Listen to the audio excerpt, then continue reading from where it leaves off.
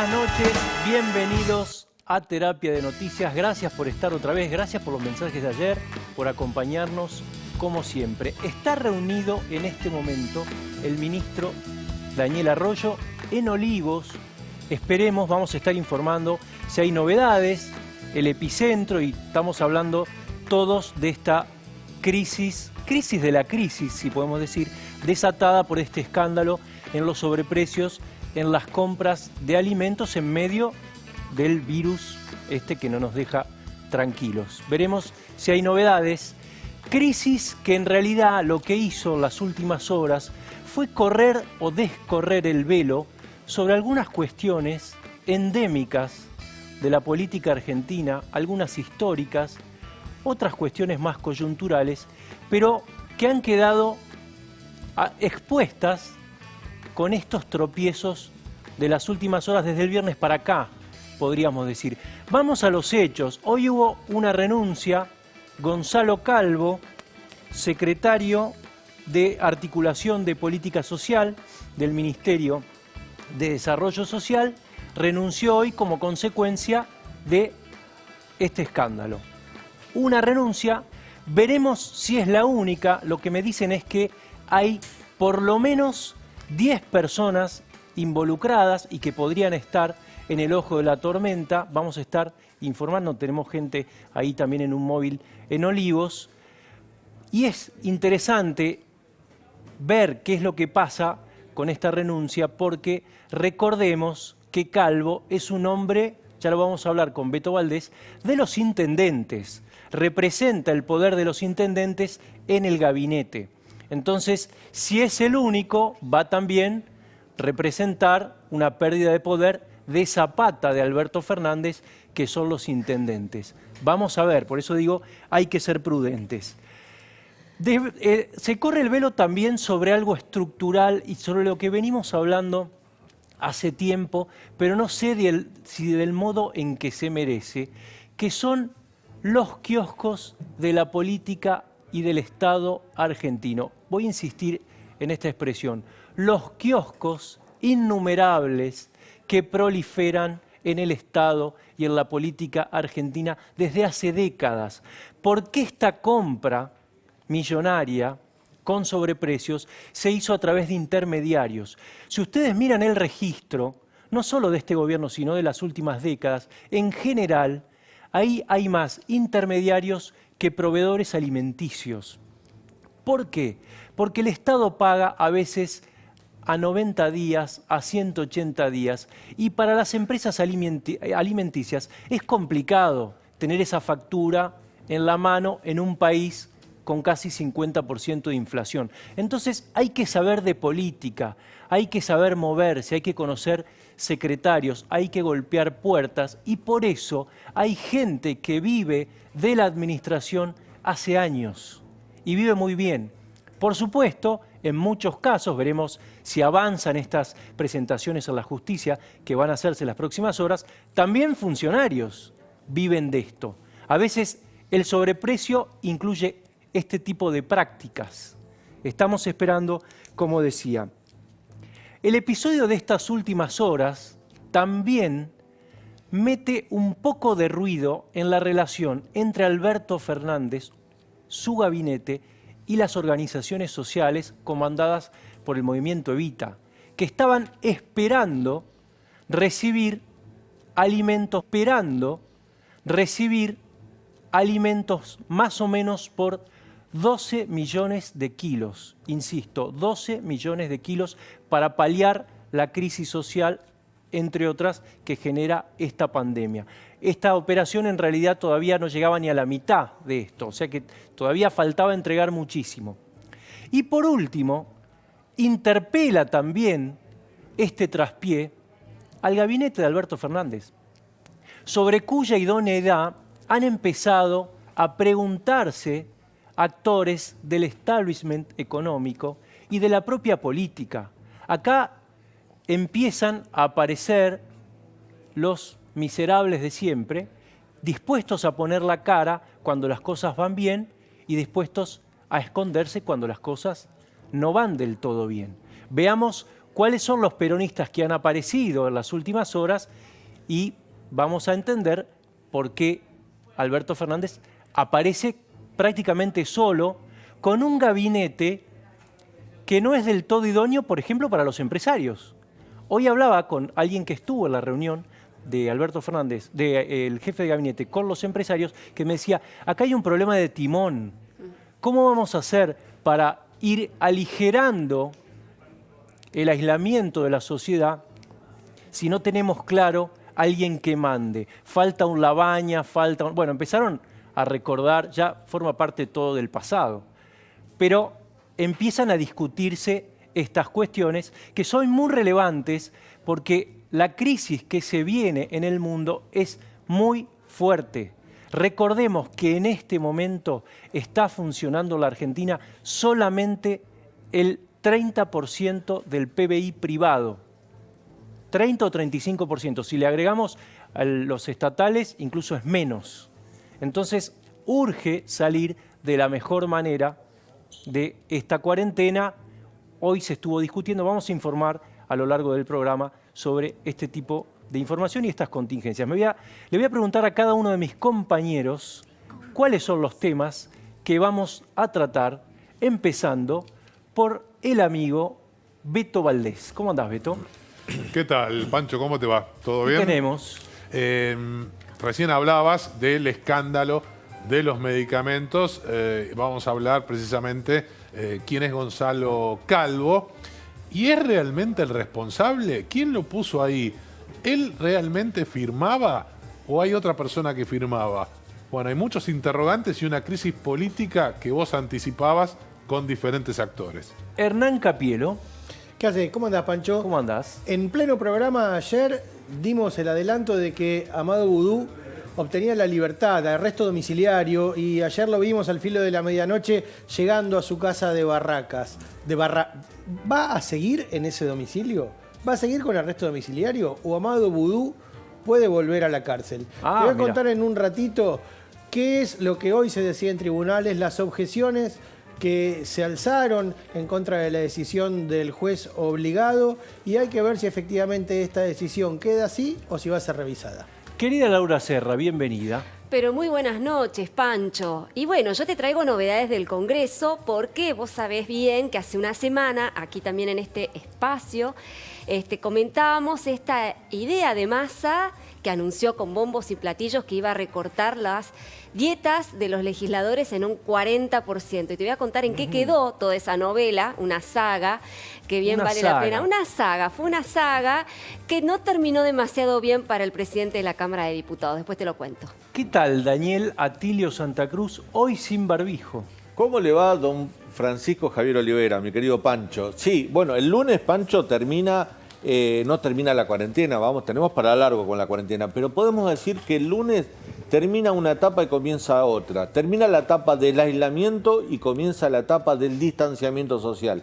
Muy lentamente algunas actividades se van a ir incorporando con un protagonista central, el barbijo. Después lo vamos a comentar. Ahora vamos a hablar, estamos en comunicación con el presidente de la UIA, que estuvo hoy, estaba confundido de cámara, estuvo hoy en la reunión con el jefe de gabinete. Vamos a ver el informe y arrancamos. Por ahora, el presidente priorizó los consejos de los médicos por sobre los economistas. La cuarentena ha afectado fuertemente a las empresas que han resistido hasta hoy. Tenemos la economía muy frenada. Ahora vamos a salvar muchas vidas.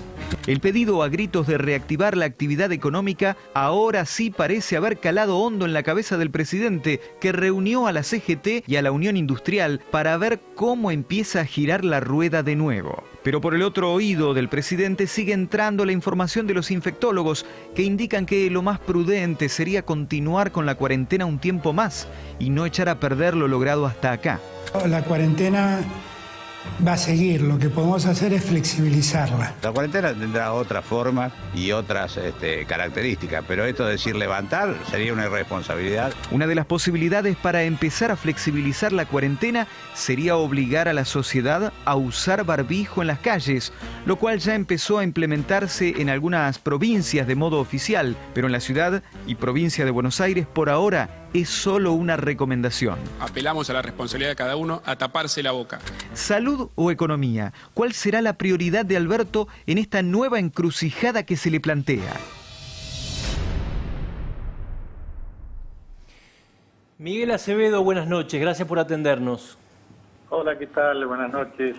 ¿Cómo están ustedes? Miguel, ¿hay que privilegiar la salud antes que la economía?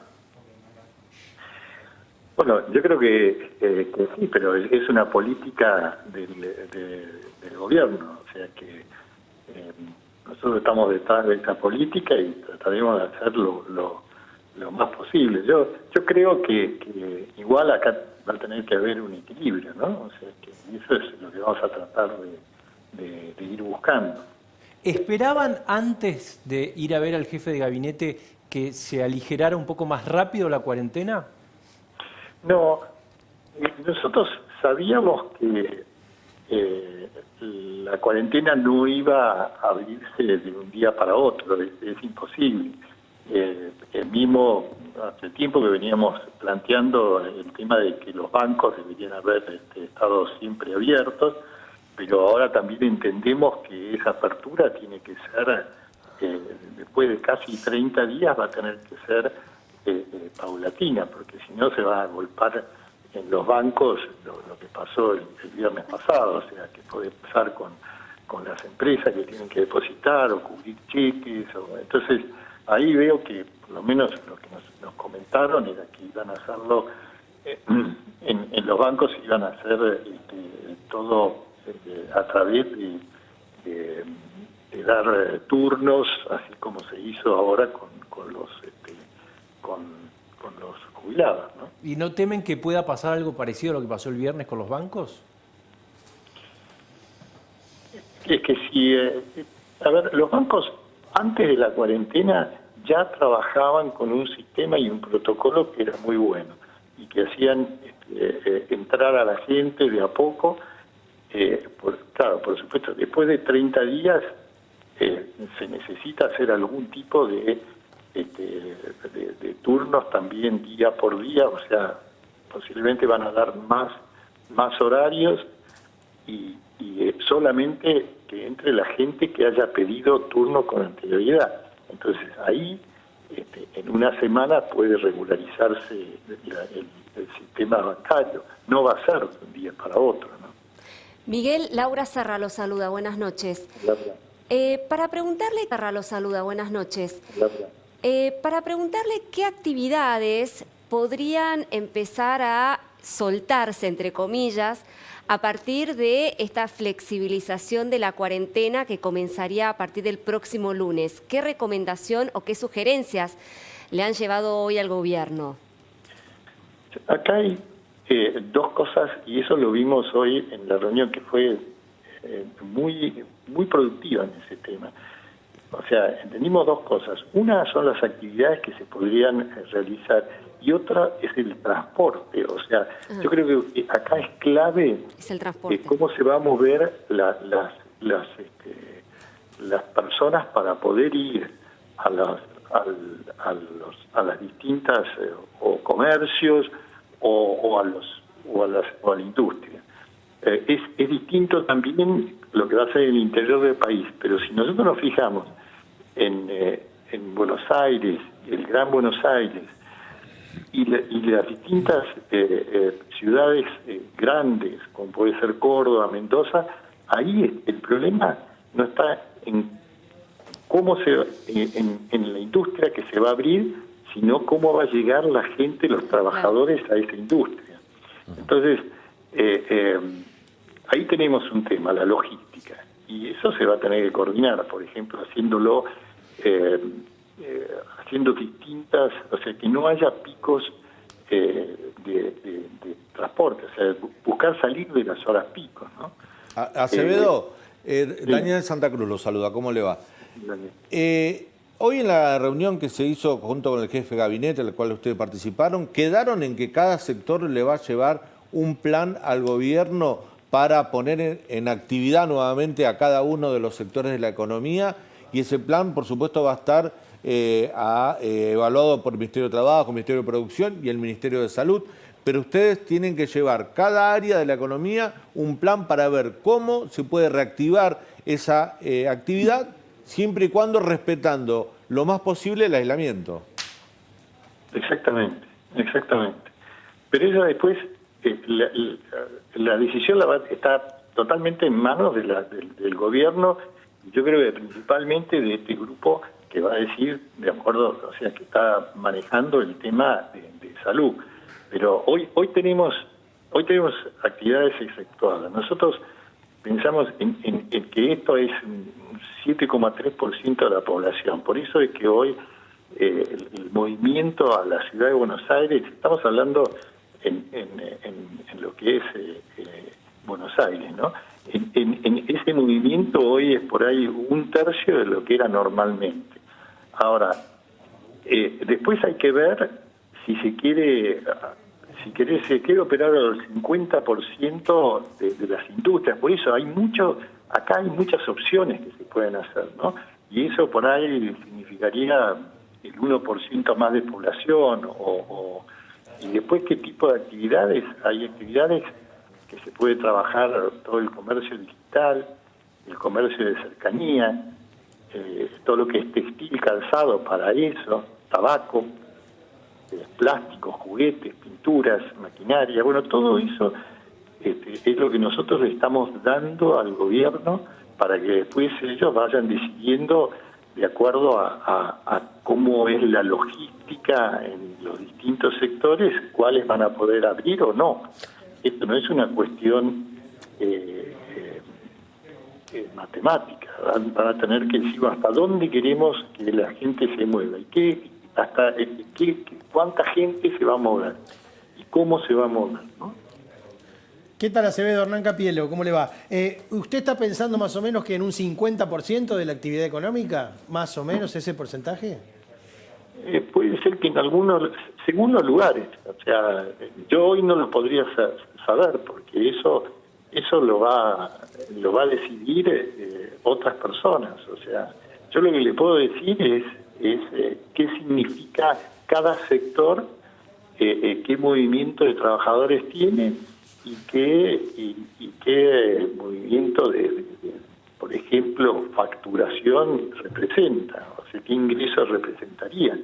Ahora, después, según las localizaciones que estén, posiblemente algunas actividades les digan que empiecen a trabajar. O sea, yo tengo el caso, hay 3 provincias que no tienen infectados. Una es Catamarca. Catamarca podría empezar a trabajar y tienen fábricas importantes en donde podría tener mucha actividad.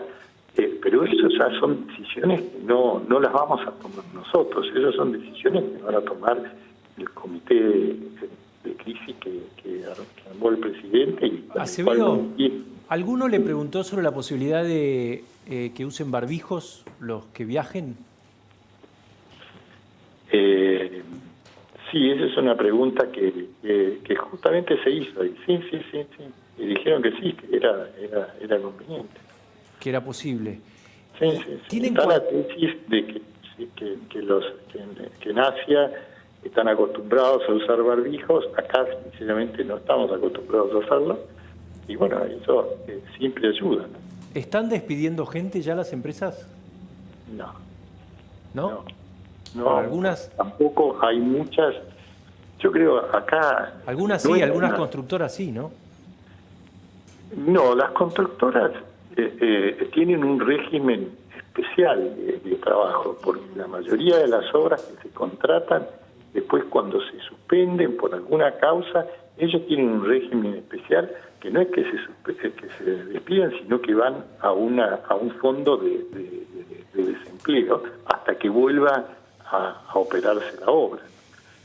Pero es distinto. O sea, acá yo le puedo hablar de la industria del empleo es el principal activo que tiene y es lo que se está resguardando. Y es una de las cosas que hoy nosotros le estamos diciendo al gobierno, que de alguna manera tengamos en cuenta, hay empresas que tienen sus problemas, que son las que están abiertas, que principalmente hoy son las alimentarias y la de sanidad, todos los laboratorios y todo eso. Y tienen todos los problemas logísticos y todos los problemas que se le pueden ocurrir al trabajar con menos de un tercio con un tercio menos de personas y todo. Y después hay otras empresas que tienen otros problemas que son las que no están trabajando. Y ahí también, a unas por ahí hay que ayudarlas con capital de trabajo y hay otras que hay que ayudarlas con liquidez, con la posibilidad de darle créditos para pagar salarios, y eso es lo que el gobierno está haciéndolo, ¿no? ¿Tienen medido más o menos cuánto están perdiendo por esta cuarentena? No, eso se va a saber eso se va a saber hoy no podemos decir cifras, pero eso lo vamos a tener claro cuando esto pase, porque tampoco sabemos cuánto tiempo vamos a estar así. Ojalá que sea lo menos posible, pero yo creo que el gobierno se ha adelantado a la situación, eso es muy bueno, eso ha logrado que la pandemia y baje la curva de infectados, y creo que eso es lo que está tratando de hacer, que esa curva de infectados siga haciendo que la duplicación de los infectados en el tiempo sea más lenta que en lo que está pasando en otros países, ¿no? Eso también le pidieron, ¿no? Que hubiera más test. Sí, se preguntó si iban a haber más test, y sí, se están trayendo más reactivos. ¿Y los qué le dijeron? Tienen que ser confirmados en salud, que realmente lo peor que podemos llegar a tener es reactivos que no sean los correctos y que se estén dando positivos o negativos que no lo son, ¿no? ¿Cómo serían los nuevos horarios? Se habló de horarios nocturnos. ¿Cómo se distribuirían en el día? No llegamos a hilar tan fino, porque eso también lo vamos a tener que hacer de acuerdo a los sectores y de acuerdo a cómo van a poder trabajar. Hay algunos sectores que también, aunque puedan trabajar, hoy no tienen demanda, entonces lo van a hacer al 20 o al 30%. Hay sectores como la automotriz que posiblemente hoy pueda trabajar porque nadie va a salir o nadie puede salir, ni creo que estén interesados en comprar un auto en este momento, pero sí puede ser para exportación. Entonces hay que verlo sector por sector, y eso es lo que estamos tratando hoy de darle toda esta información que es lo que nosotros tenemos al gobierno, ¿no? ¿Están bajando los sueldos la mayoría de las empresas? ¿Algunas? ¿No todas? ¿Cómo es eso? A mí me parece, hasta ahora hemos tenido, en marzo ha terminado ahora. Yo creo la mayoría de las empresas ha podido pagar el sueldo. Hay muchas que están pensando en obtener estos préstamos para poder pagar la nómina salarial. Nosotros tenemos que ver para abril cómo va a ser esto, y ahí es en donde estamos insistiendo que vamos a necesitar el gobierno activo en dar liquidez a la empresa. ¿Y está funcionando? Cualquiera puede darse cuenta que una empresa que está parada 30 días no va a poder pagar los sueldos. O sea, aparte no es solamente sueldos, o sea, todo el costo fijo de una empresa parada. Vamos a tener que tomar medidas, o sea, acá ya no se habla de ortodoxo o heterodoxo, es ver, todo esto es muy nuevo, pero van a tener que tomar medidas para poder pagarlo. ¿La línea de créditos del gobierno está funcionando para pagar sueldos? ¿Es al 24%? La línea de crédito del gobierno la instrumentó el gobierno, ahora está en manos de los bancos, y es, por lo que yo estoy viendo, todavía no está instrumentada. O sea, han pasado menos de una semana y todavía hay muchas empresas con muchísimos problemas para poder sacar este tipo de líneas, ¿no? ¿Y esto se lo hicieron saber al jefe de gabinete? Sí, lo saben. Nosotros estamos en contacto constante con el ministro de Producción, con el jefe de gabinete, y ellos están trabajando con los bancos también, y bueno, esperemos que esto, nosotros pensamos que también los bancos no tienen, o sea, los bancos no han trabajado, tienen más una posición o han prestado más a Estado o a empresas grandes, pero no tienen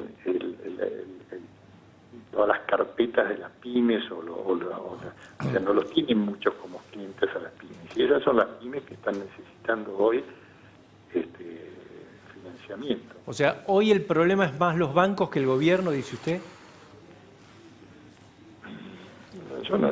No es solamente los bancos, o sea, es el poder instrumentar todas estas líneas de crédito. Y yo creo que estas líneas de crédito también van a tener que ser más amplias, porque muchos van a necesitar líneas para pagar los salarios y otros van a necesitar para poder tener de vuelta capital de trabajo. Y no olvidemos también todo el tema impositivo, ¿no? Muchas gracias, Acevedo. Sí. Hace un placer. Lo único que quería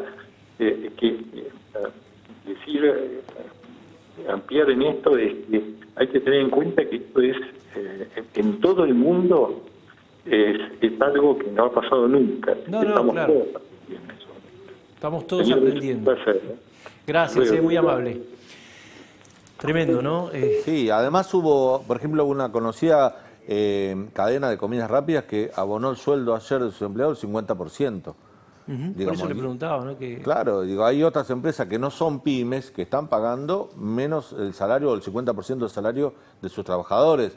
Incluso el problema es muy delicado. Vos le preguntabas, es cierto, en las últimas horas se conocieron grandes empresas que han anunciado a su personal rebajas salariales de 20 al 30%. Pero aparte 7 del mes y todavía no se activaron las líneas de crédito a través de los bancos para que las empresas puedan acudir al auxilio de los bancos para pagar los sueldos. Bueno, viene lento eso. Estamos 7. Viene tan lento como un poco lo dio a entender, ¿no? Claro, y viene tan lento como el subsidio de 10.000 pesos para la gente que está sin trabajo, que eso todavía no hay que ver cuánta gente termina finalmente beneficiada, porque ellos esperaban un universo de 3 millones y se han anotado. Eso es como un embudo, ¿no? Eso de 3 millones y se han anotado. Eso es como un embudo, ¿no? Sí, se anotó mucha gente, pero no sé si hay para todos. Tenemos un móvil en este momento en Olivos, porque Arroyo está ahí, está también la reunión